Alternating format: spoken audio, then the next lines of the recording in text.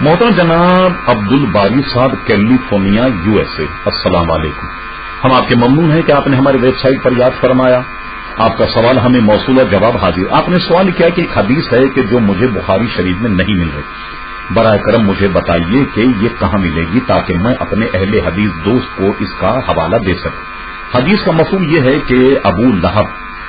پر ہر پیر کے دن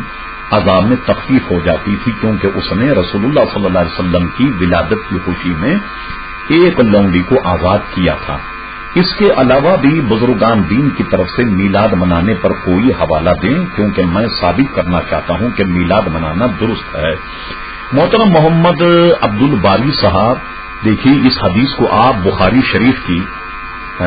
تیسری جلد ہے، اس میں آپ جو ہمارے پاس ہے تیسری جلد صفحہ نمبر 62 مطبوعہ حامد اینڈ کمپنی لاہور کی، اور اگر آپ بخاری شریف میں اس کو تلاش کرنا چاہیں تو اس کو آپ دیکھیے کتاب النکاح میں۔ کتاب النکاح میں ایک باب ہے، اس باب کا نام یہ ہے کہ جو عورتیں نسب نے حرام کی